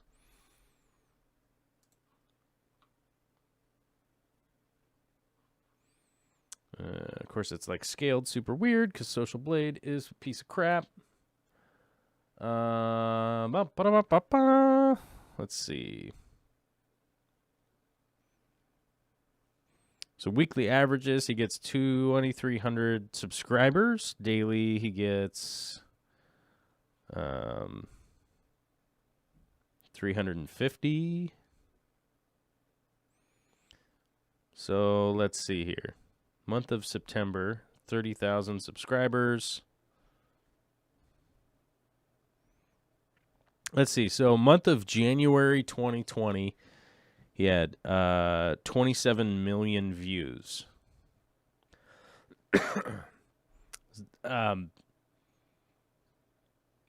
And let's see. So May 2019, he had 5.8 million, 2.4 million, 7 million in August, 26 million in September, October, November, 10 million, December, 10 million, January, 27 million. Looks like he's at about 4 million a month now. Like, I'm going to be brutally honest with you guys here for a second. And, like, if you're getting 4 million views on YouTube a month, you should have enough money to hire somebody to help you out.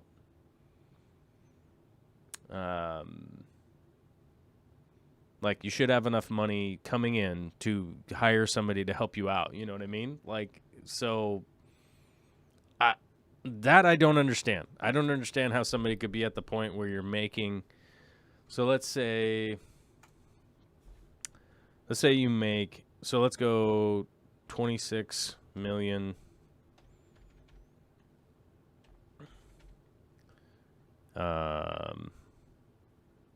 Then we'll divide that, right? Oh, my back.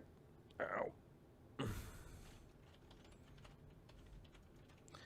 By 1,200. Okay.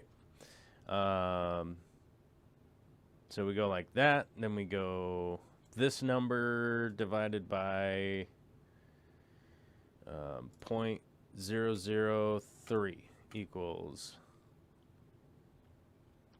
Is that right? Oh, no. Whoops, I fucked that up. Clear. Let me clear this. So we go 27 million. Is that right? Comma, yeah. Times 0.012 equals that. And then we go times 0.03. Okay. So at that guy's at 27 million views, you should be making about $90,000 a month, right? I mean, if you have $90,000 a month coming in, you should be able to hire somebody to help you out with this issue. I don't know. Seems like kind of the deal as far as I'm concerned. Like, you have a business and you should probably spend some of the money that you're making on your business.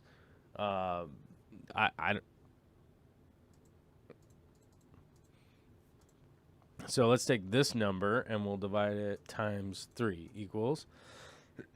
So he's at 4 million views a month. Even if he's not doing very well, he should be making $12,000 a month. So it's difficult for me to like empathize if he's not getting help or something. He's like, I spent 5 hours on this and that's it. And he's just like, oh my God, I hate YouTube so much. It seems weird to me. It seems weird that like maybe you hate YouTube or whatever, but you could hire somebody to help you out for 5 hours and help get this solved. I don't know. Somebody with 1.5 million subscribers probably has a YouTube rep. Okay. I know that there's a lot of people with 500,000 YouTube subscribers that have a YouTube rep that they could direct email. So it seems weird that you'd be at that level of 1.5 million and not have like somebody from YouTube to help you out. It just seems bizarre. I don't know. At Rumbus, looking for a new Asiatic bow for more negative reviews nowadays because it's a relatively small market and bad reviews stay up on forums without challenge. Dead Fred 821 says, finally caught you live. How's it hanging? It's hanging all right. We're getting to the end of the show, and somebody brought up that Foo the Flower Horn got shadow banned or something. And I'm not 100% sure what's going on there, but, and I don't mean to sound like I'm being a jerk or anything like that, but, like, if you're making that much money, like, invest in some help for your business, Like, it's a business at that point. You're making money. Everything's monetized. You're making money. It'd be like me running a, let me think. It'd be like me running a video production company and then, like, complaining about the fact that, like, you had to do work at the video production, like, of course, you have to do work at your business, right? I don't know. Although it is possible. What's the fish of the day? Let's scroll down here. Fish of the day, scrolling down. Fish of the day is a hydra? No, that's not good. That can't be a fish of the day. That's bad. Let's see what we got here. Zebrafish. Let's go to zebrafish. I think we did that one time. Black Molliensia. Mollianesia.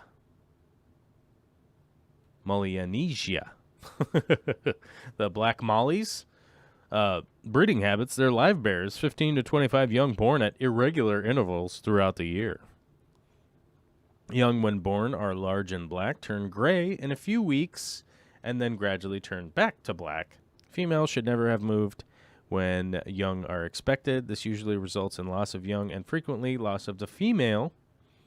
Young are fairly safe, 65 to 80 degrees. Best bred at 75 degrees. Good male becomes black in about 6 months. Female about 18 months. Breed at 9 months. Males are less hardy than females. Okay. I love me some mollies, you guys. I don't keep mollies anymore, mainly because I would say mainly because of my own vanity. Like, I feel like mollies just aren't up to par of being like, wow, this is an intense fish.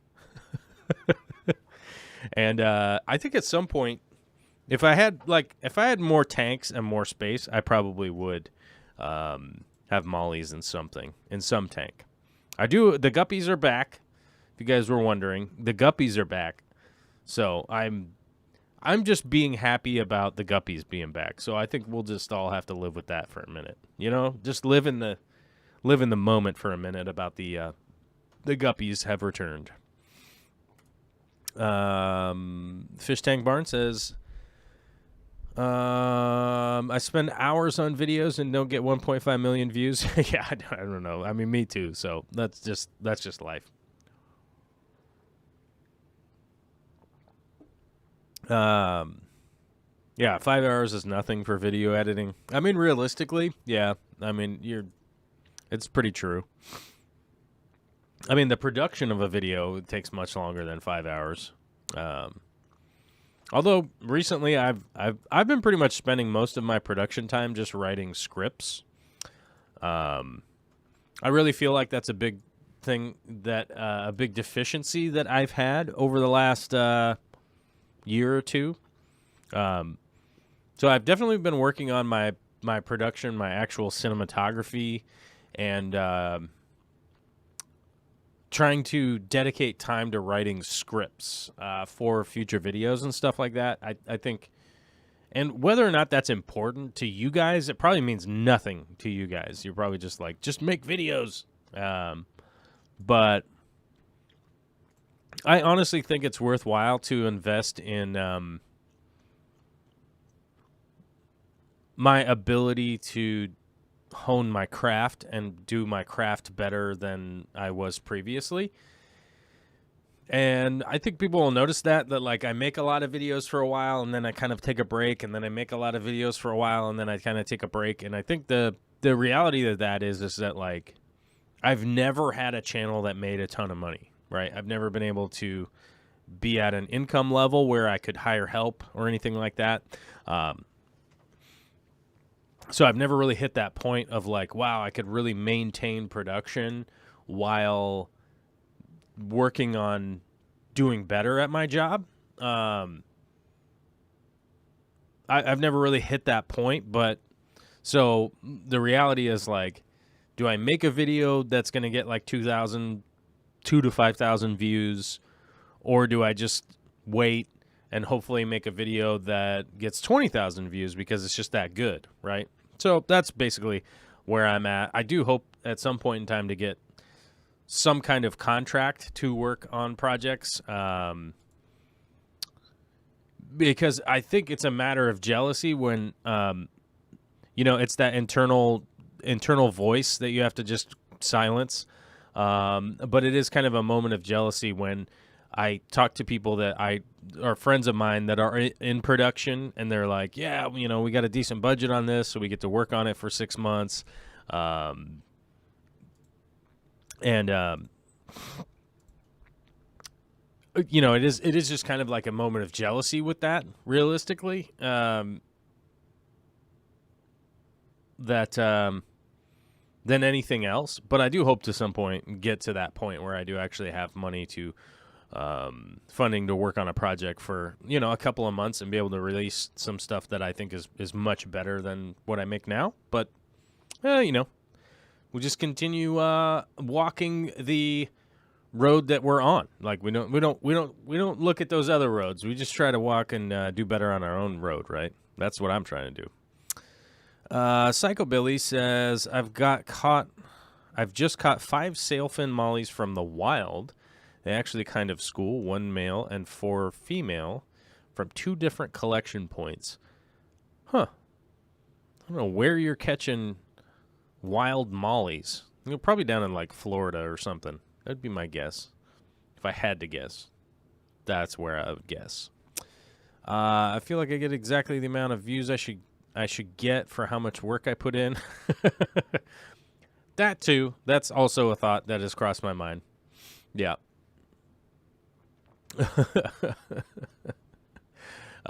Janice says, Steve Bertek, I don't know, my guppies let the fry out. Yeah, that's legit. Oh, Psycho Billy says, Jacksonville, Florida. Yep. That's kind of what I was thinking. I was thinking it had to be Florida.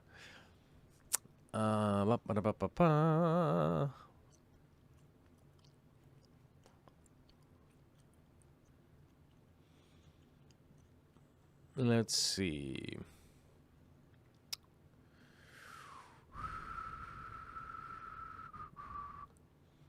What's going on, Fishy Mindset? What's going on? You guys are congratulating. I don't see Fishy Mindset. What did you say? What happened? Somebody had a congratulations. What is going on here? Thanks, guys. I didn't notice that Monday was my 2 years of being clean. I noticed when I was coming home from a local fish store. That is awesome, man. 2 years clean and sober. I'm 6.5 years or something. I'd have to find my where's my clock? I can't keep track of the numbers anymore. It's just too hard.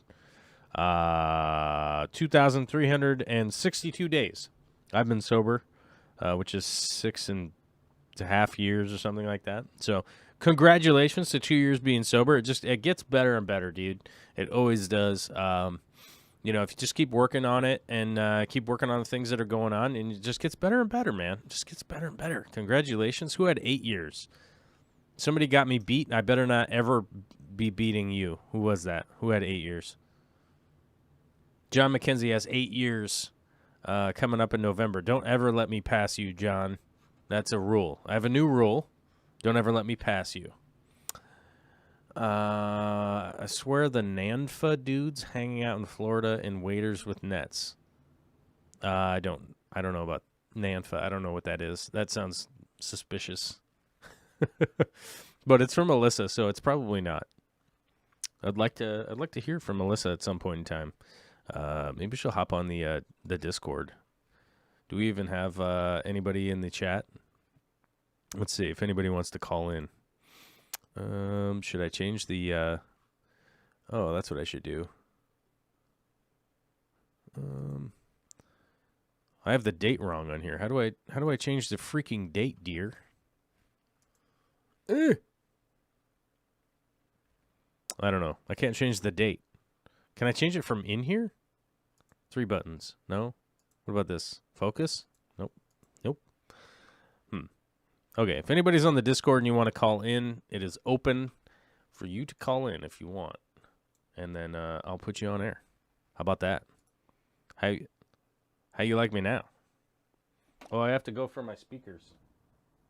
I got to unplug my headphones.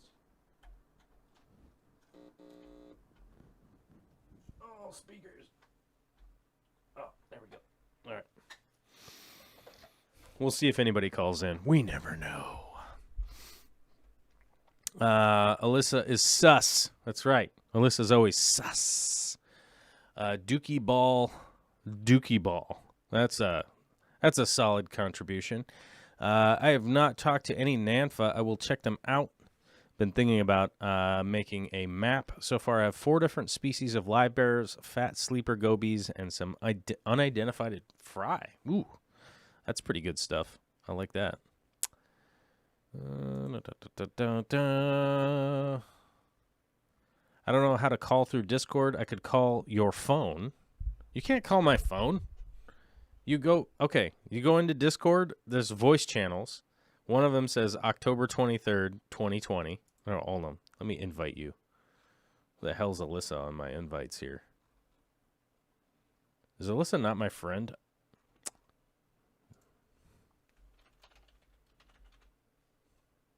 No results found. I think I have to be your friend to send you an invite. Where is Alyssa? Alyssa Bentley on the Discord.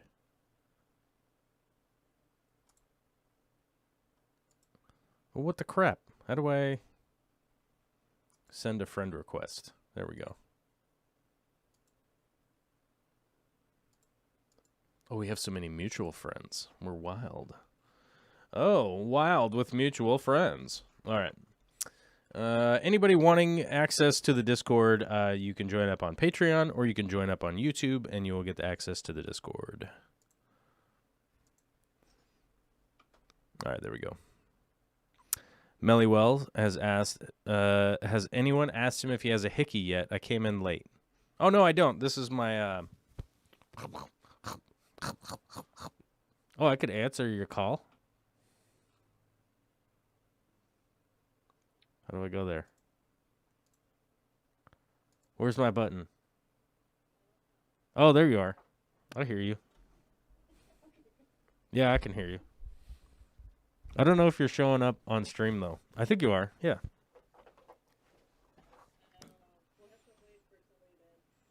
No, I can see you making noise on the little noise meter over here when you talk with your mouth hole.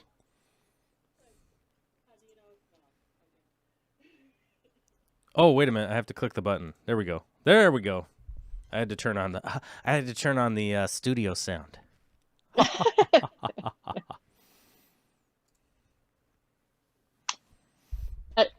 And now there's Mellywell. What happened to Mellywell was Um, green. Mellywell was a member. She's not a member anymore, I guess. That's sad. Anyhow, what's up, dude? What's going on? Who's Nanfa? The North American Native Fishes Association. Oh, well, there you go. Yeah, I think it's pretty cool because it's like you never think of fish for like aquariums as coming from like the outside. Like you go outside and pick up fish and Yeah. put them into a box and have them in your house. I do that sometimes. Yeah, I mean, it's like you think about it after the fact, like, oh, the outside fish could be inside fish. It could be. It's too cold around here, though. All of our fish are cold. True. Although Except for No, Small, the well, there are some small that lake can go down the warm. street from me has these really cool, some kind of very red pumpkin seed fish. Mm-hmm. Those ones, like I just want to get like underwater GoPro or something. Just check those things out. Oh, Mhm. okay. Well, Yeah. we should get some wild fish. We should go on a wild fish catching adventure at some point. I know that Yes. there's a fish that escapes my mind that was up on the peninsula. So let me think. Washington State endangered fish. I know it's like an endangered fish in Washington, threatened species. Let's see. But it's up like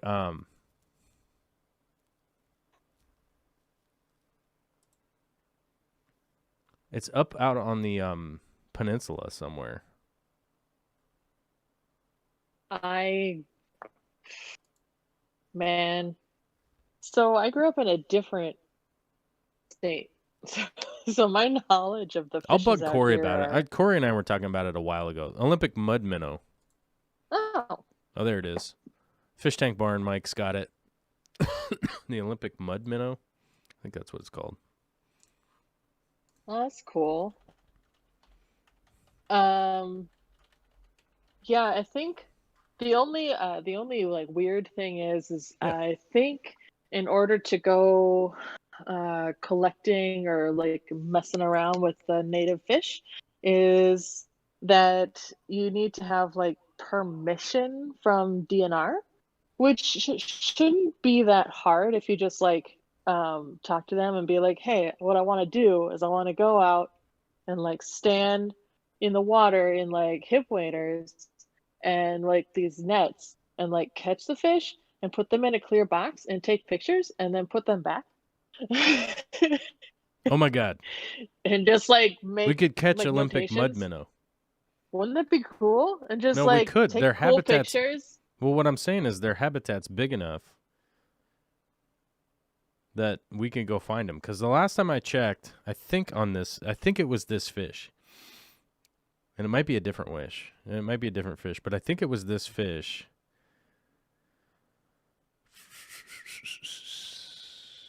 This seems pretty close, but either way, we could go where it's not protected land, so we could actually probably just go collect,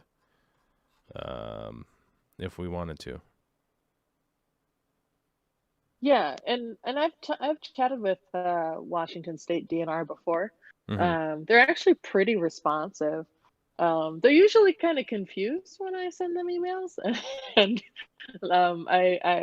they usually send the email all throughout the entire department, I guess, and Mm-hmm. eventually I get a response back. But still, Yeah. um, they're pretty reasonable, and I've been uh, quite pleased dealing with our, just being like, hey, if I do this, is that illegal?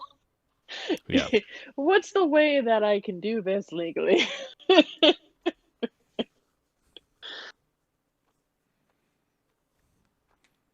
Yep.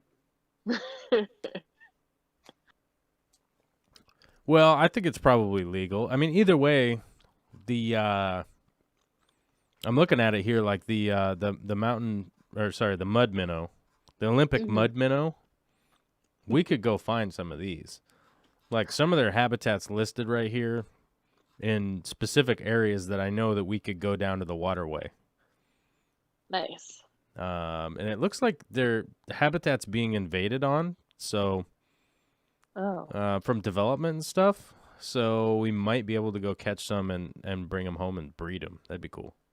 well, it would be cool. Because then we could set them loose. As long as we can,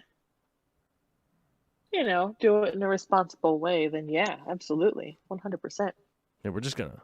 Well, it's the native habitat. You know what I mean? So. Right, exactly. I Yeah. just like, because some people are weird about it and will try to like mix them with other kinds of fish or something, and then Well, you know me. there's I'm weird. parasites and I'm weird about everything. yeah, that's true. So That's a true statement. it'll be fun.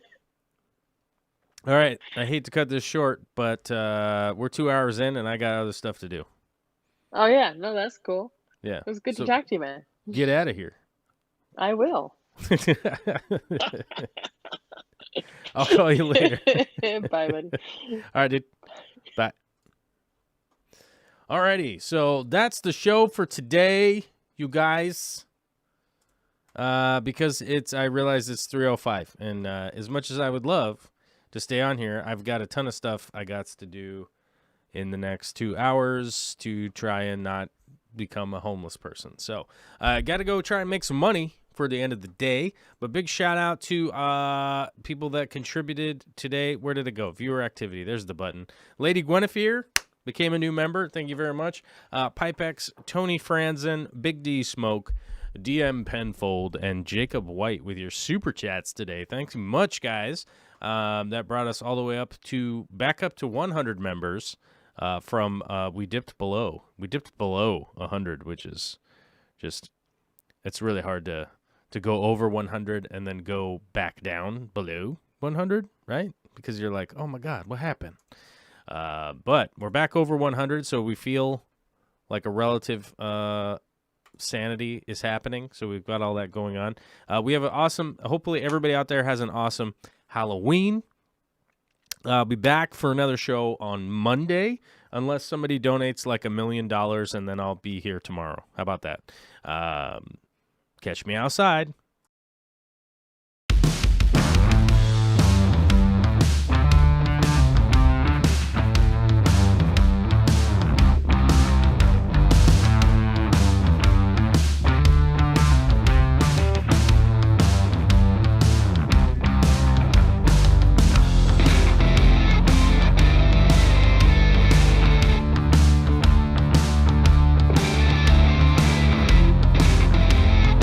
Oh my God, this guy's shredding on the guitar.